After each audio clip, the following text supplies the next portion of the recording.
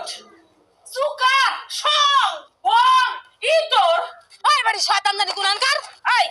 আমাকে মেরে লাঠিটা পিটাইছস তোকে বাস দিয়ে পিটানি দরকার ও তুই যে আমগরে কথা দিয়ে কথা রাখছ না তোর এই জিব্রা সেইসা দাও